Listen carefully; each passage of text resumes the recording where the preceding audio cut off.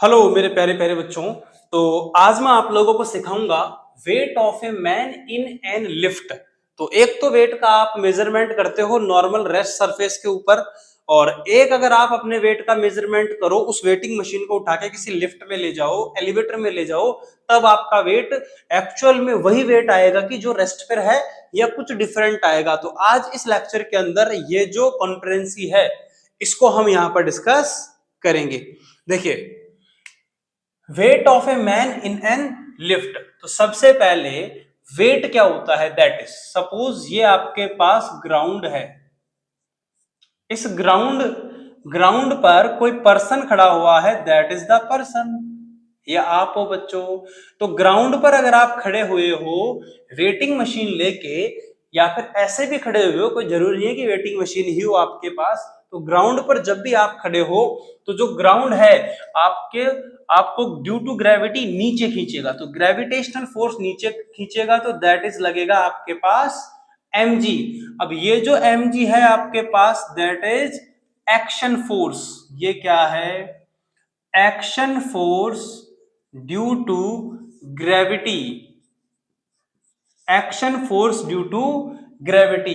अब बच्चों अगर एक्शन फोर्स लगा रही है अर्थ आपके ऊपर, तो एक्शन के अगेंस्ट क्या होता है? रिएक्शन होता है। तो एक्शन के अगेंस्ट ऊपर क्या लगेगा? That is reaction. This reaction is called weight. इसी रिएक्शन को हम क्या कहते हैं बच्चों? वेट कहते हैं। That reaction is called weight. तो कोई भी सरफेस किसी ऑब्जेक्ट पर जो रिएक्शन फोर्स अप्लाई करता है, दैट इज वेट। अब जब आप किसी ग्राउंड पर खड़े हो, रेस्ट कंडीशन में हो, जहां पर आपने वेटिंग मशीन रख रखी है, अगर वो ऑब्जेक्ट रेस्ट में है, उसमें एक्सेलरेशन 0 है, तो that is called actual wait. इसे हम कौन सा वेट कहते हैं? एक्चुअल वेट कहते हैं। अब एक्चुअल वेट कहते हैं तो कोई दूसरा वेट भी होता होगा, बिल्कुल होता है, दैट इज एपरेंट वेट।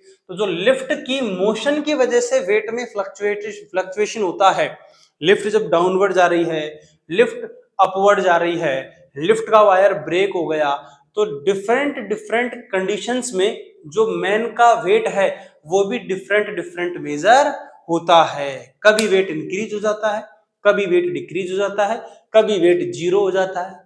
तो किसके सिचुएशन में वेट इंक्रीज या डिक्रीज होता है उसको हम डिस्कस करेंगे। तो सपोज कि आपके पास एक मैन है, सपोज ए मैन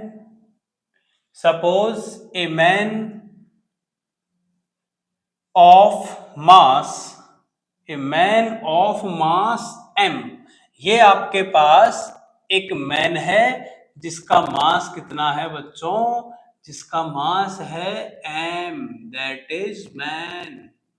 इसका मास है m, दैट इज मैन। ये मैन है।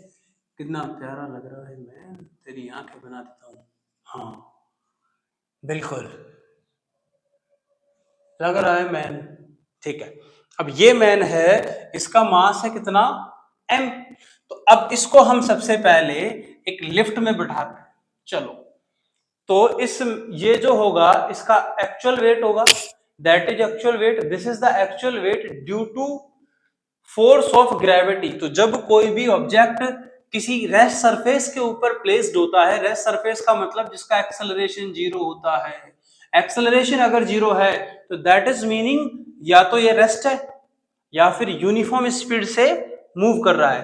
तो ग्राउंड पर जब वेटिंग मशीन को रखकर हम किसी ऑब्जेक्ट के वेट का मेजरमेंट करते हैं, तो इस केस में जो सरफेस है, ये सरफेस इस ऑब्जेक्ट पर रिएक्शन फोर्स अप्लाई करती है। क्यों? Due to action force of gravity. अगर एक्शन है तो according to Newton third law यहां पर रिएक्शन भी होगा। तो that reaction force is called weight. But rest situation में इस वेट को हम एक्चुअल वेट कहते हैं। अगर कोई भी ऑब्जेक्ट किसी रेस्ट ग्राउंड स्टेट पर, किसी रेस्ट पोजीशन के स्टेट पर ऑब्जेक्ट पर अपने वेट का मेजरमेंट कर रहा है, तो दैट इज एक्चुअल वेट। लेकिन अगर इसी वेटिंग मशीन को हम किसी लिफ्ट में लेकर जाते हैं, लिफ्ट में जब हम इसका मेजरमेंट करते हैं तो लिफ्ट के एक्सेलरेशन की वजह से, डाउनवर्ड एक्सेलरेशन या अपवर्ड एक्सेलरेशन की वजह से इस रिएक्शन फोर्स में फ्लक्चुएशन आ जाता है, ये वेरी करने लग जाता है। तो ये जो रिएक्शन फोर्स होता है लिफ्ट के केस में, that is called apparent weight. तो एपरेंट वेट कैसे कैलकुलेट करते हैं उसको हम अभी सीखेंगे। तो देखिए, फर्स्ट ऑफ ऑल सबसे पहले हम डिस्कस करते हैं, सबसे पहला केस ले लेते हैं, a lift move upward, a lift move upward with acceleration a. भाई आपके पास ये एक लिफ्ट है, सपोज इसमें ये मुन्नू बैठ गया, बिठा देते हैं इसको, ये मुन्नू बैठ गया इसमें, ये बैठ गया, हमारा मुन्नू एक लिफ्ट में बैठा है। अब लिफ्ट क्या है, ए एक्सेलरेशन से अपवर्ड मूव कर रही है। किस एक्सेलरेशन से मूव कर रही है, ए एक्सेलरेशन से। इस लिफ्ट का जो अपवर्ड एक्सेलरेशन है ए है। अब नीचे तो क्या लगेगा बच्चों, अर्थ क्या लगाएगी, mg। अब नीचे अगर एक्शन हो रहा है तो इस एक्शन के अगेंस्ट ऊपर क्या लगेगा, रिएक्शन फोर्स लगेगा। इस एक्शन के अगेंस्ट ऊपर क्या लगेगा, रिएक्शन फोर्स लगेगा। अब देखो नीचे लग रहा है mg, क्लियर, इस मैन पे नीचे mg लग रहा है, ऊपर रिएक्शन फोर्स लग रहा है, और ये ऊपर चलता हुआ जा रहा है, ऊपर चलता हुआ जा रहा है। तो इसका मतलब क्या है, रिएक्शन फोर्स का वैल्यू mg से ज्यादा है। किससे ज्यादा है, mg से ज्यादा है। तो जब रिएक्शन फोर्स का वैल्यू mg से ज्यादा होगा तभी ऑब्जेक्ट मूव करेगा। तो जिस तरफ का फोर्स वैल्यू इंक्रीज हो जाएगा ऑब्जेक्ट उधर मूव करने लग जाएगा। तो लिफ्ट के एक्सेलरेशन से रिएक्शन का वैल्यू इंक्रीज हो गया। तो जब रिएक्शन इंक्रीज हुआ तो लिफ्ट ऊपर मूव करने लग गया। तो इस केस में हम लिख सकते हैं, हायर वैल्यू में से लोअर फोर्स के वैल्यू को लेस कर देंगे तो हमारे पास नेट अप्लाइड फोर्स आ जाएगा जो कि लिफ्ट लगा रही है। अगर देखो रिएक्शन का वैल्यू ज्यादा है, ऑब्जेक्ट ऊपर मूव कर रहा है, एक्शन नीचे एक्शन लग रहा है, एक्शन लग रहा है मतलब नीचे mg लग रहा है, तो mg के अगेंस्ट रिएक्शन फोर्स लग रहा है, लेकिन अपवर्ड मोशन हो रही है लिफ्ट की। जब लिफ्ट की अपवर्ड मोशन होती है तो इसका मतलब ऊपर वाला फोर्स ज्यादा है। भाई मैंने इस मार्कर को पकड़ के ऐसे खींचा, ये इधर लेकर चला गया, ये मार्कर इधर मूव कर रहा है, तो मतलब ये जो हाथ है मेरा, ये जितना फोर्स लगा रहा है इसका वैल्यू ज्यादा है।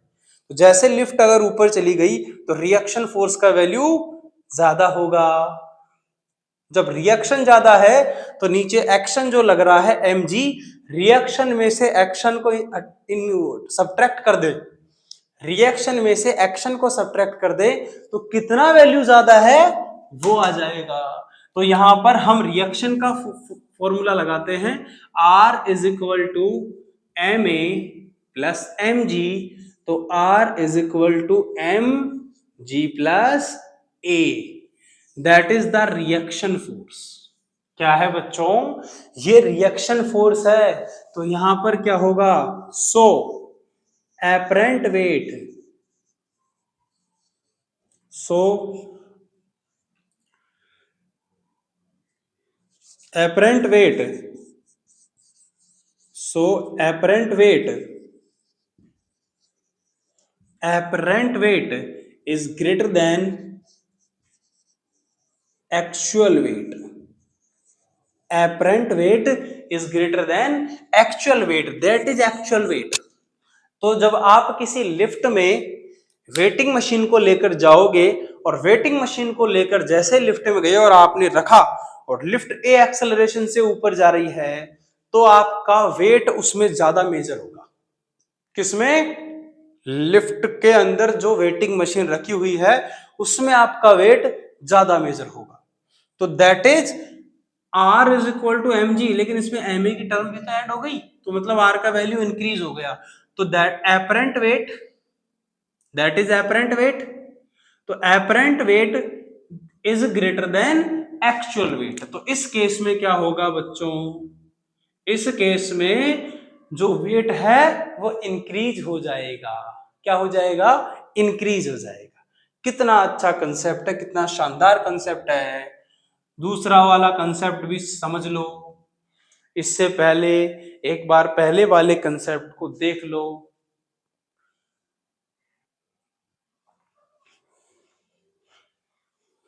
देख लो भाई, पहले वाले कंसेप्ट को देख लो। बहुत सिंपल सा कंसेप्ट है, जो फोर्स ज्यादा है उसमें से जो कम है उसको लेस कर दो तो आपका आंसर आ जाएगा। अब देखो next, a lift, next case में लिखता हूं, a lift move downward, a lift move downward with acceleration a. अब आपके पास ये एक लिफ्ट है, इस लिफ्ट में हमारा मुन्नू बैठा है, ये मुन्नू हमने बिठा दिया, दैट इज मुन्नू। अब ये मुन्नू बैठा तो है लेकिन लिफ्ट ए एक्सेलरेशन से नीचे आ रही है। किस एक्सेलरेशन से नीचे आ रही है बच्चों, ए एक्सेलरेशन से नीचे आ रही है। तो नीचे तो अर्थ भी तो फोर्स लगाएगी, अर्थ भी तो फोर्स लगाएगी लिफ्ट पे, mg लगाएगी। अब जितना अर्थ एक्शन करेगी ड्यू टू ग्रेविटी, तो एक्शन के अगेंस्ट क्या होगा, रिएक्शन। एक्शन के अगेंस्ट क्या होगा, रिएक्शन। लेकिन अब लिफ्ट डाउनवर्ड आ रही है। मैंने पहले ही बताया कि जिधर फोर्स का मैग्नीट्यूड ज्यादा होता है ऑब्जेक्ट उधर मूव करने लग जाता है। तो mg का वैल्यू ज्यादा है, तो mg में से r को अगर हम लेस कर दें तो ये अप्लाइड फोर्स के इक्वल होगा। भाई जितना फोर्स बढ़ा, R is equal to M G होता है रेस्ट कंडीशन में, इस सिचुएशन में। तो अगर mg इंक्रीज कर रहा है मतलब mg ज्यादा है, नीचे जो फोर्स लग रहा है वो ज्यादा है। कितना ज्यादा है, मैक्सिमम फोर्स में से मिनिमम वाले को लेस कर देंगे। कितना ज्यादा है वो निकल कर आ जाएगा। जितना फोर्स लिफ्ट लगा रही है उतना ही तो ज्यादा है। तो यहां से रीअरेंज करके जब हम निकालेंगे तो R is equal to M G minus M A, तो R is equal to M G minus A. अब इस केस में बच्चों, इस केस में तो लोचा हो गया भाई। इस केस में एपरेंट वेट, इस केस में एपरेंट वेट जो होगा, apparent weight is less than actual wait. Apparent weight is less than actual weight. तो यहां देखो ये वाली, यहां पर देखो ये वाली। इस वाले केस में तो एपरेंट वेट एक्चुअल वेट से ज्यादा था, इस वाले केस में एपरेंट वेट एक्चुअल वेट से कम है। क्यों, क्योंकि जब लिफ्ट डाउनवर्ड आ रही है, डाउनवर्ड आ रही है, देखो mg is the actual wait. अब इसमें से जो फोर्स लग रहा है नीचे वो लेस हो गया। तो आफ्टर कैलकुलेशन हम कह सकते हैं कि apparent weight is less than actual wait. जब लिफ्ट नीचे आएगी तो आप वेटिंग मशीन रख के अपना वेट का मेजरमेंट करोगे तो आपको अपना वेट कम मेजर होगा, आपको अपना वेट कम मेजर होगा। आपको क्या, मुझे भी होगा भाई, इस मुन्नू को भी हो रहा है। तो इस मुन्नू का वेट जब लिफ्ट नीचे आएगी तो कम मेजर होगा, बिल्कुल कम मेजर होगा। और इसी मुन्नू का वेट जब लिफ्ट ऊपर जाएगी, किधर, ऊपर जाएगी लिफ्ट ए एक्सेलरेशन से, तो वही वेटिंग मशीन क्या करेगी, इसके वेट को ज्यादा बताएगी। और जब एक्सेलरेशन ए से लिफ्ट नीचे आएगी तो वही वेटिंग मशीन इसके वेट को क्या करेगी, कम बताएगी। तो इसका मतलब आप अपना वेट इंक्रीज और डिक्रीज कर सकते हैं चंद मिनटों में। बस आपको अपने वेट के मेजरमेंट की लोकेशन चेंज करनी है। अगर आप नॉर्मल ग्राउंड पर चेक करते हो, ग्राउंड पर चेक करते हो, तो उसी मशीन को उठा के लिफ्ट में ले जाओ, लिफ्ट में चेक करो, आपका वेट बढ़ जाएगा। लिफ्ट को ऊपर ले जाओ, वेट इंक्रीज हो जाएगा, लिफ्ट को नीचे ले आओ, वेट डिक्रीज हो जाएगा। लेकिन अब मोस्ट इंपॉर्टेंट केस, तीसरा वाला केस, लिफ्ट अगर यूनिफॉर्म वेलोसिटी के साथ या ए एक्सेलरेशन के साथ अपवर्ड या डाउनवर्ड जा रही है, तो आपका वेट कितना होगा। चलो करते हैं मेजर। पहले मैं इसको हटा देता हूं।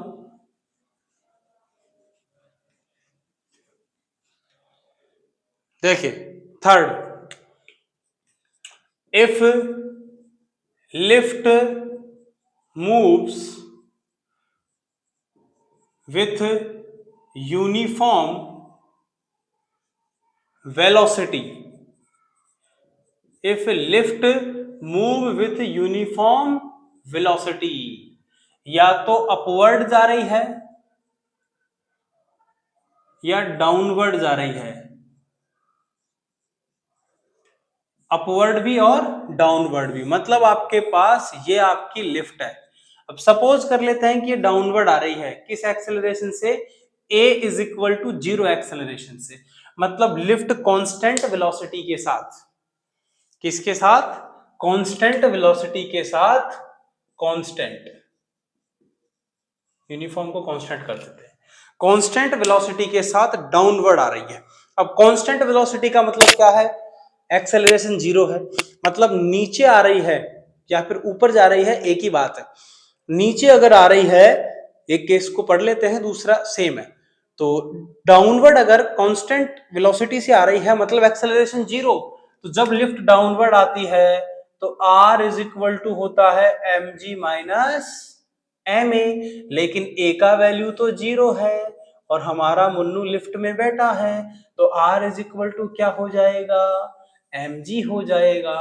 तो इसका मतलब जब लिफ्ट कांस्टेंट वेलोसिटी से डाउनवर्ड या अपवर्ड मूव करती है, मीनिंग इज दैट 0 एक्सेलरेशन से डाउनवर्ड या अपवर्ड मूव करती है, तो जो एपरेंट वेट है, तो जो एपरेंट वेट है वो एक्चुअल वेट के इक्वल होता है। क्लियर बच्चों, जो एपरेंट वेट है वो एक्चुअल वेट के इक्वल होता है।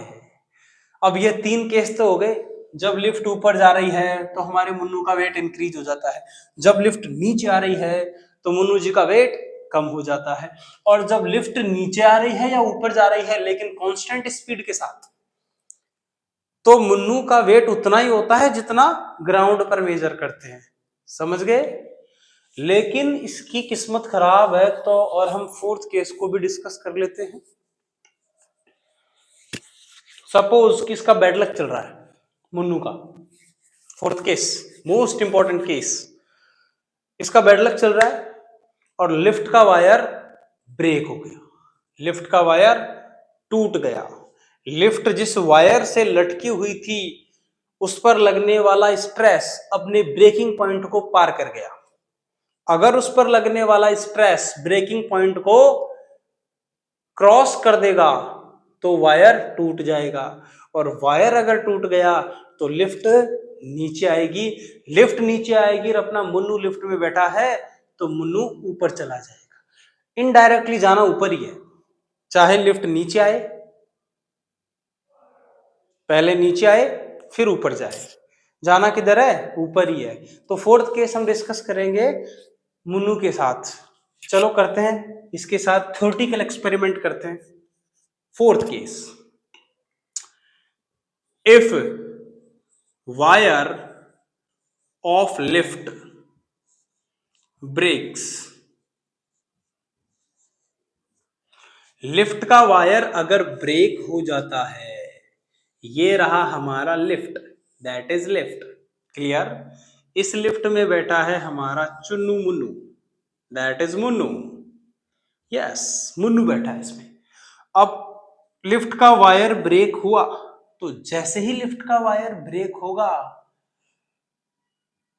तो लिफ्ट नीचे किस एक्सेलरेशन से आएगी बच्चों, जी एक्सेलरेशन से आएगी। और जब लिफ्ट जी एक्सेलरेशन से आएगी तो R is equal to M G plus M G minus M A होता है जब लिफ्ट डाउनवर्ड मूव करती है।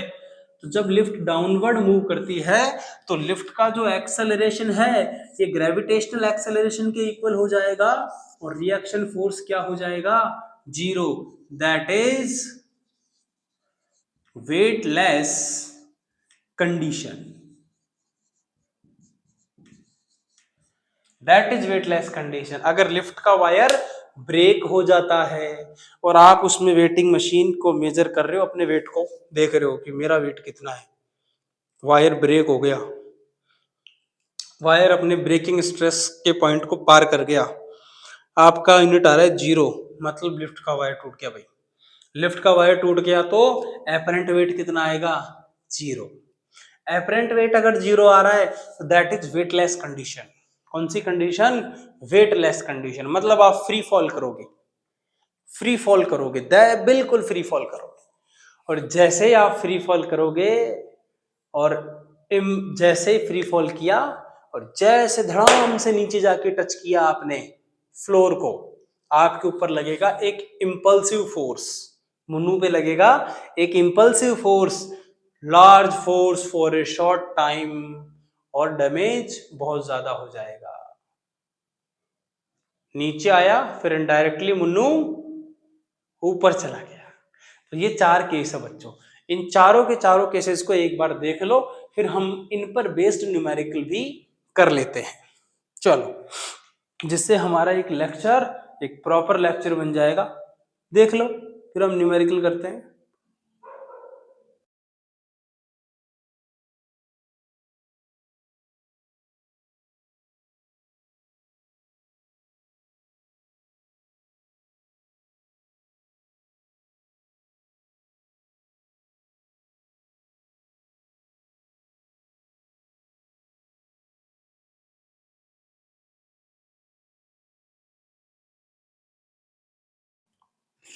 देखिए, अब हम एक क्वेश्चन करते हैं और इस क्वेश्चन को करके अभी जो हमने लिफ्ट में यानी एलिवेटर में किसी मैन के वेट के मेजरमेंट का जो कैलकुलेशन या डेरिवेशन किया है, उसको अभी इसके क्वेश्चन के ऊपर अप्लाई करके देखते हैं। तो a helicopter of mass 1000 kg rise with a vertical acceleration of 15 metre पर सेकंड स्क्वायर। तो सबसे पहले आपके पास एक हेलीकॉप्टर है जिसका मास है 1000 kg। हेलीकॉप्टर का मास कितना केजी है बच्चों? हेलीकॉप्टर का मास है 1000 kg। ये जो 1000 kg का हेलीकॉप्टर है, ये वर्टिकल एक्सेलरेशन लगा रहा है किधर? अपवर्ड एक्सेलरेशन लगा रहा है, मतलब a is equal to 15 metre पर सेकंड स्क्वायर के एक्सेलरेशन से अपवर्ड जा रहा है। तो the crew and the passengers mass 300 kg। अब इसमें जो लोग बैठे हैं और क्रू और पैसेंजर्स टोटल चलाने वाले और पैसेंजर्स बैठे हैं, सबका मास 300 kg है। तो उन सबके मास को हम ले लेते हैं small m, that is 300 kg। Give the magnitude and direction. तो सबसे पहले हमें कैलकुलेट करना है force on the floor by the crew and passengers. देखो, ये है आपका हेलीकॉप्टर, हेलीकॉप्टर देखो, अब ये जो हेलीकॉप्टर है ये बिल्कुल एग्जैक्टली ऐसे हमारा हेलीकॉप्टर है। अब इस हेलीकॉप्टर में टोटल जो एम मास के क्रू एंड पैसेंजर है वो है 300 kg। पहला क्वेश्चन है फोर्स ऑन द फ्लोर, तो force on the floor by the crew and passenger. तो force on the floor by the crew and passenger, तो हेलीकॉप्टर जा रहा है किधर? ऊपर। हेलीकॉप्टर जा रहा है किधर? ऊपर जा रहा है, वर्टिकली अपवर्ड जा रहा है एक्सेलरेशन a के साथ। जब वर्टिकली अपवर्ड जा रहा है एक्सेलरेशन a के साथ और नीचे लग रहा है mg, तो एक्शन के अगेंस्ट ऊपर क्या लगेगा? रिएक्शन फोर्स लगेगा। और अभी अभी हमने किया था r minus M G equals to M A, तो that is apparent for M G plus A. तो जब कोई भी लिफ्ट ऊपर जाती है तो उसमें हम उसके अंदर बैठे हुए पर्सन का अगर वेट कैलकुलेट करना है तो उनका वेट इंक्रीज हो जाता है, और जो उनका वेट होता है वही क्या होता है? रिएक्शन फोर्स होता है। किस पे? फ्लोर पे लगने वाला। तो फ्लोर पर जितना फोर्स लगेगा उतना ही तो फ्लोर फोर्स लगाएगी। तो force on the floor by the crew, तो हम इस फॉर्मूले का यूज करते हैं। देखो, चलो, तो R इज इक्वल टू हमारे पास ये वैल्यू है 300, G का वैल्यू हम ले लेते हैं 10, प्लस एक्सेलरेशन है कितना 15, तो R is equal to 300 multiply 25, तो रिएक्शन फोर्स का वैल्यू आ गया हमारे पास 7500 न्यूटन। तो that is the value of reaction force. किसका वैल्यू है ये? रिएक्शन फोर्स का वैल्यू है। तो जो crew members and passengers floor पे जो फोर्स लगाएंगे, वो जो फोर्स होगा वो 7500 न्यूटन होगा। क्लियर? अब देखो सेकंड वाला पार्ट करते हैं इस क्वेश्चन का। सेकंड पार्ट करते हैं, action of the rotor of helicopter on the air. जब हेलीकॉप्टर का रोटर रोटेट करता है धड़ धड़ धड़ धड़ धड़ धड़ धड़ धड़ धड़ धड़ और एयर को नीचे कंप्रेस करता है, तब हेलीकॉप्टर ऊपर ऊपर जाता है। जब नीचे फोर्स लगाएगा दैट इज एक्शन, तो ऊपर लगेगा रिएक्शन। तो हम रिएक्शन फोर्स निकाल लेते हैं कि रोटर के ऊपर रिएक्शन फोर्स कितना लग रहा है। तो रोटर पे जितना रिएक्शन फोर्स लगेगा, रोटर पे रिएक्शन फोर्स अब देखो किस किस वेट की वजह से लग रहा है, हेलीकॉप्टर के वेट की वजह से और क्रू मेंबर्स और पैसेंजर्स के वेट की वजह से। तो next action of the rotor, तो देखो action of the rotor is equal to apparent weight of helicopter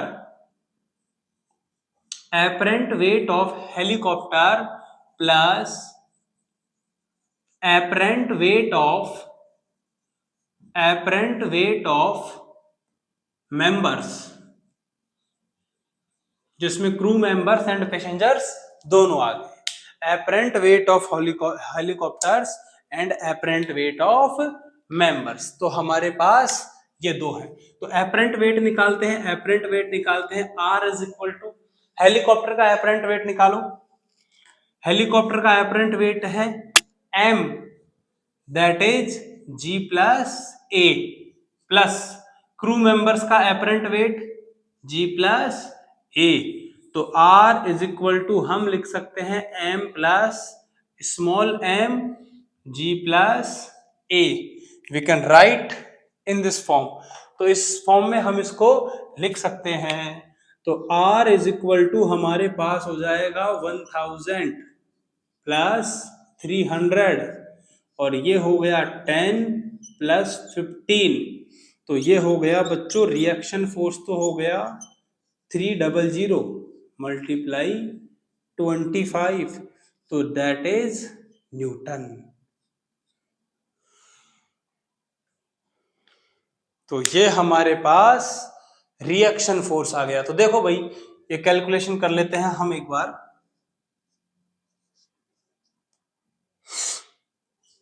37500 Newton.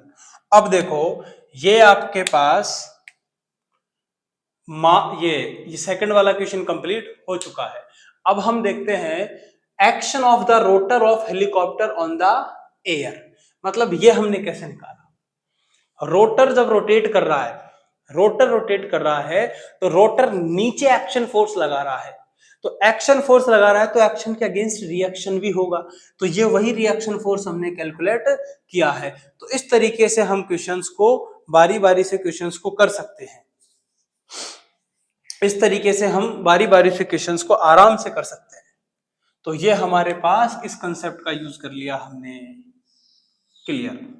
तो ये हमारे पास आ गया 7500 न्यूटन और ये हमारे पास आ गया 37500 न्यूटन, 32500 न्यूटन, सॉरी बच्चों 32500 न्यूटन। तो ये जो होगा दैट इज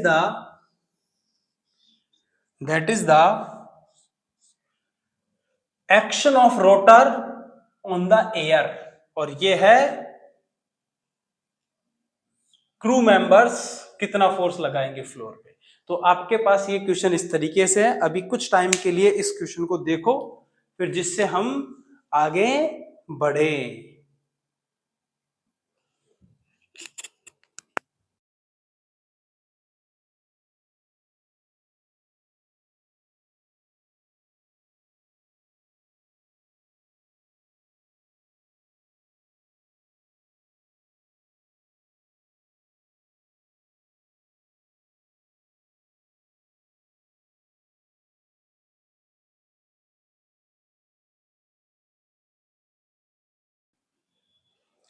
देखिए बच्चों, एक और क्वेश्चन हम देख लेते हैं।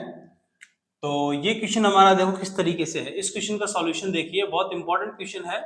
तो इसमें हमने स्ट्रेस को भी इंक्लूड कर लिया। देखिए, a lift of mass 2000 kg is supported by a thick steel rope. मतलब आपके पास एक लिफ्ट है जिसका मास कितना है 2000 kg। 2000 kg का लिफ्ट एक स्टील रोप के साथ सपोर्टेड है। If maximum upward acceleration is 1.2 metre पर सेकंड स्क्वायर।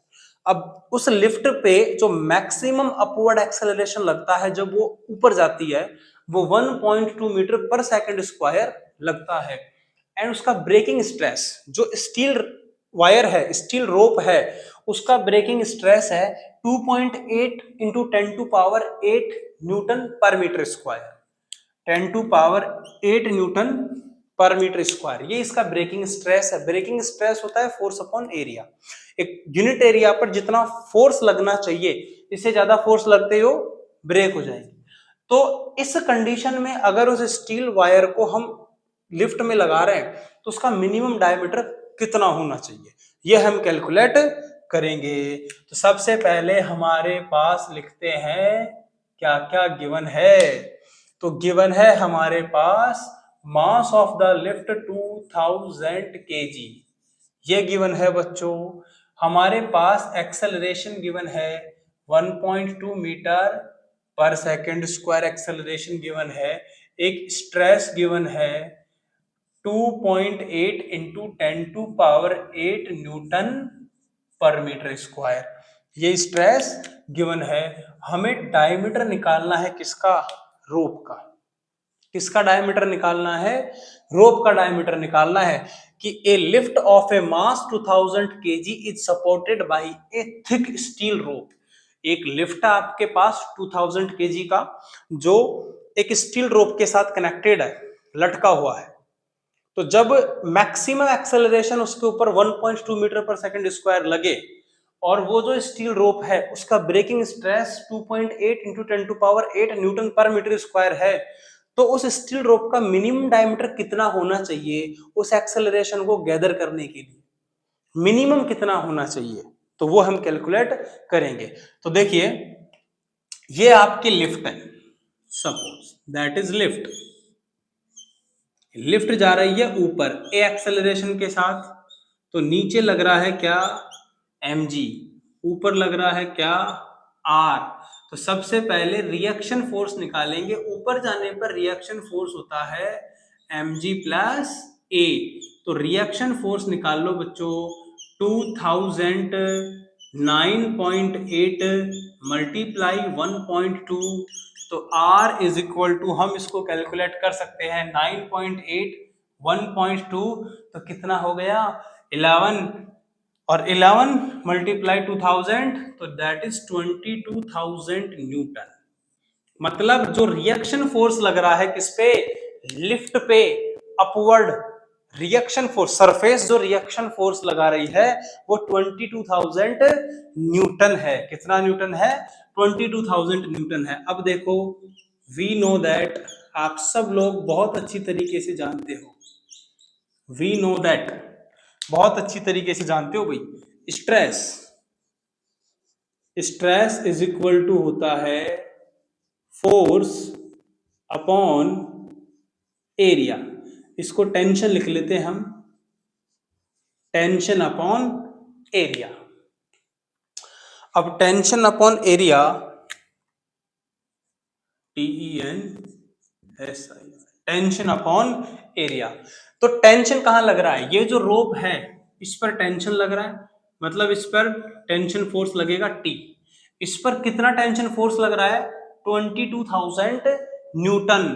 तो देखो, स्ट्रेस अगर हम इसको और आगे लिखें तो टेंशन कितना है R, इसके इक्वल होगा रिएक्शन फोर्स लग रहा है ऊपर, तो इसके इक्वली क्या लगेगा टेंशन, तो R अपॉन, वायर जो होती है वो क्या होती है, जैसे मेरे पास ये है, ऐसी होती है कुछ वायर भी बिल्कुल एग्जैक्टली सिलेंड्रिकल शेप में। तो अगर मैं यहां का इसका एरिया निकालूं तो that area is pi r square, कितना पाई आर स्क्वायर, तो that area is pi r square. इसको और थोड़ा लिखूं तो r divide by pi d square by 4। तो d is the diameter because r is equal to, sorry इसको लिखेंगे हम, आर स्क्वायर को लिख सकते हैं डी बाई 2, हाँ सही है, डी स्क्वायर बाई 4, मैंने डायरेक्ट लिख दिया इसको डी स्क्वायर बाई 4। अब हमें निकालना है बच्चों डी, तो डी निकालने के लिए इसको ले आओ इधर, तो tension force upon stress multiply pi d square और 4 आ गया आपका ऊपर।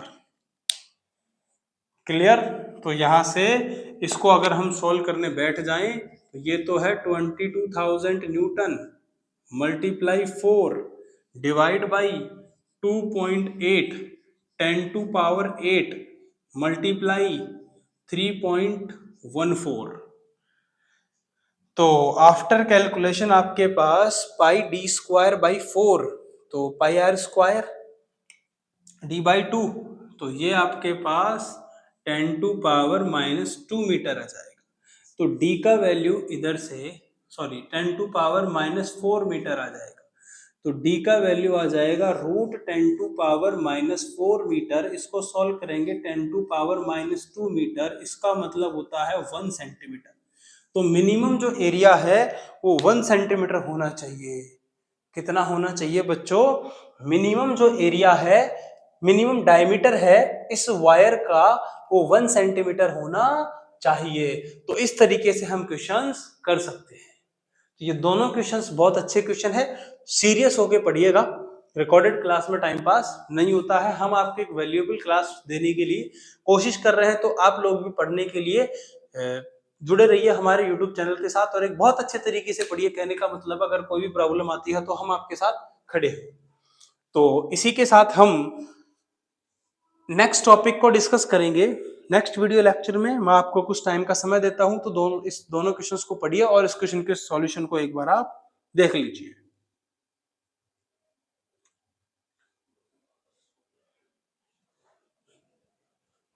देखो भाई, जिससे फिर हम लेक्चर को एंड करते हैं। चलो तो फिर मिलते हैं फिर नेक्स्ट वीडियो लेक्चर में एक बेहतरीन टॉपिक के साथ। तो इसी के साथ हमने एनएलएम के काफी टॉपिक्स पढ़ लिए हैं, काइनेमेटिक्स पढ़ ली है, यूनिट एंड डायमेंशन पढ़ लिया है।